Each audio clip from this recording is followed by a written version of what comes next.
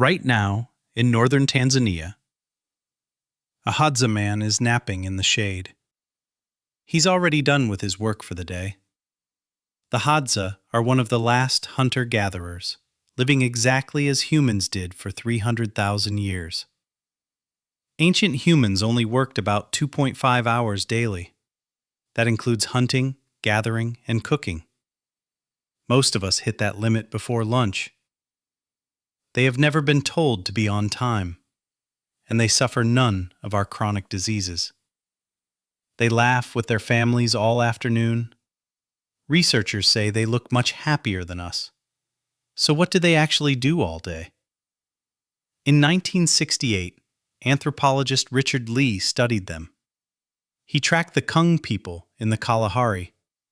He recorded their every move to the minute. They worked only about 15 hours per week. Your ancestors never had a boss. They didn't pay rent or monthly bills. Every day was basically a long weekend. Let's walk through their typical day. At sunrise, you wake to the shifting sky. The entire camp begins moving around you. You sleep on an animal hide over grass. Everything you own fits in a single bag. A digging stick, a bow, and some hides. There are only 25 to 30 people in camp. You have known them your entire life. Your grandmother sleeps right near your children. The first hour of the day is just talking. This conversation is the operating system. Everyone knows who is sleeping with whom, and who took more than their share yesterday. They remember who told the best jokes. This is also their entire legal system. They keep order by talking about each other. If a man hoards meat, the group mocks him. They make jokes until his behavior stops. If a promise is broken, everyone knows instantly. The harshest punishment is being ignored.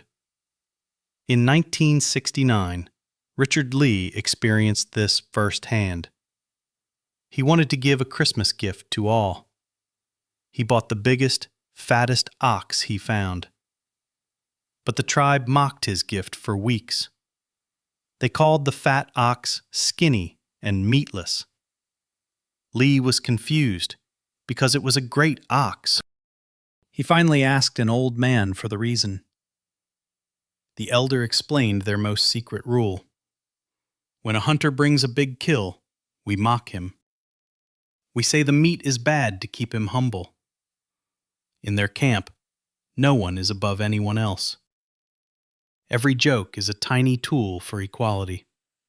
By mid-morning, the heat begins to rise. The men start to gather for the hunt. Hunting is dramatic, but very unreliable. Frank Marlowe studied the Hadza for decades. He found most hunters return empty-handed. A successful kill happens only once a week.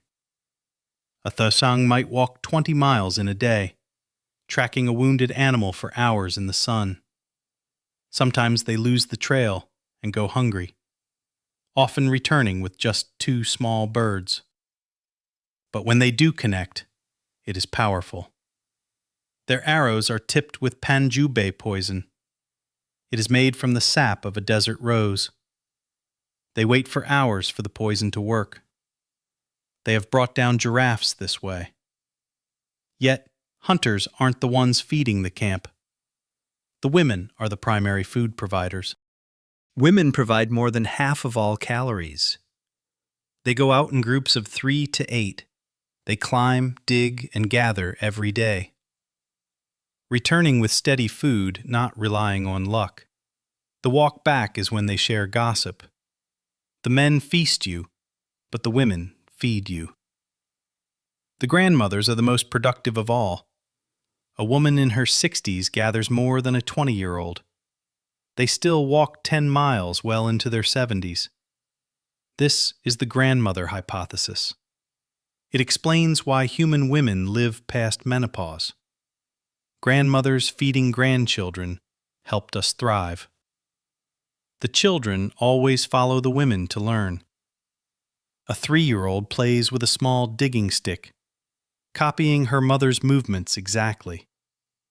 By age 6, she can find her own food.